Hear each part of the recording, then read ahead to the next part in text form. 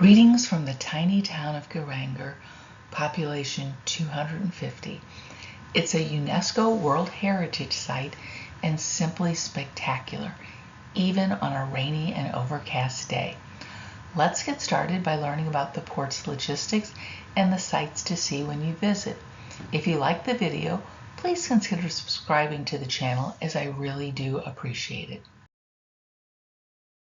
For many cruisers, the best part about Geiranger Fjord is the sail in and sail away.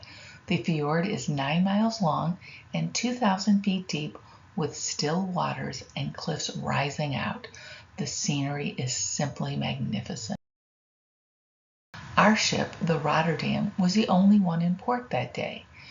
Norway, renowned for its stunning fjords, is going to ban certain types of cruise ships from its waters by 2026.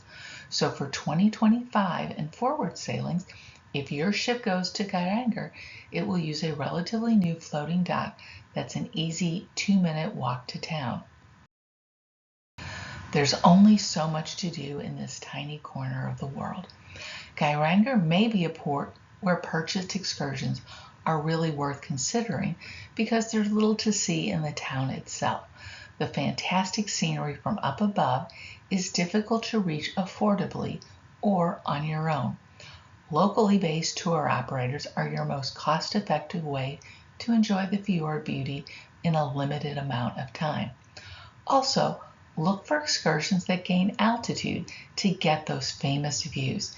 If not, you're going to have to hike up steep inclines or pay for a very pricey taxi.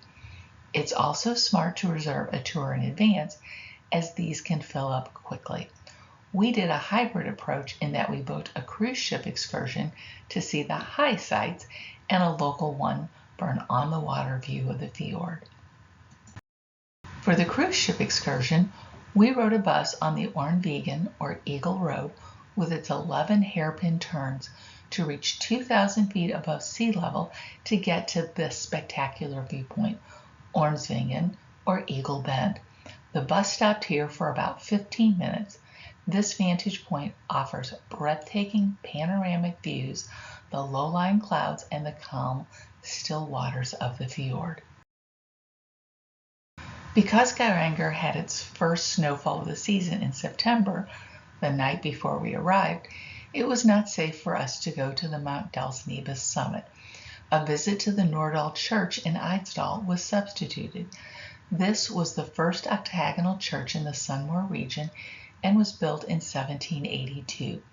Its majestic tower that you see here is in the classical Baroque style.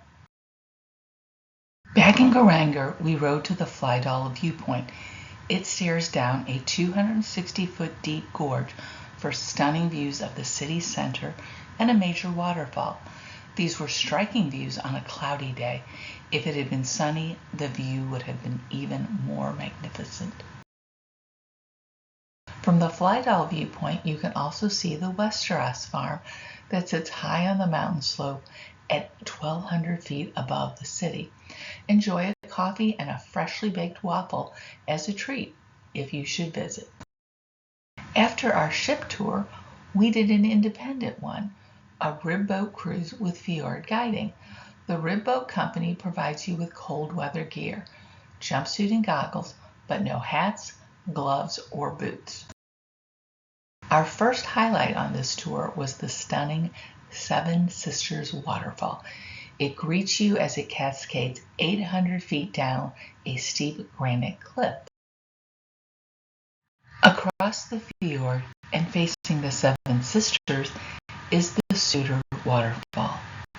It sputters endlessly in a futile attempt to impress those 7 maidens across the way.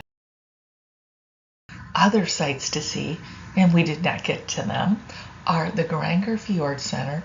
It can be seen in about an hour and is a 30-minute uphill hike from the port. The Dalsnebus summit at nearly 5,000 feet provides more distant views of the fjord and is accessible from a private troll road on clear weather days. Then there's the Trollstigen, known for its famous Troll's Ladder, which also has 11 switchback turns and provides perhaps the most spectacular scenery in the area.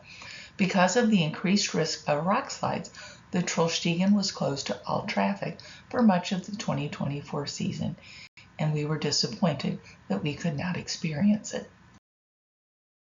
Other sightseeing transportation options in Geiranger include small 1 to 2 person windowless electric vehicles that you can drive to the major sites on your own. Or you can use the hop-on, hop-off bus that picks you up at the cruise terminal and stops at the Norwegian Fjord Center, the Westerås Farm, and the Flydal Viewpoint. While our day in Geiranger was rainy and wet, it was still an amazing day with stunning scenery. I hope your visit to Geiranger has better weather, and we've given you some insights on what to see and how to get the most out of your day in the city. Thanks for watching.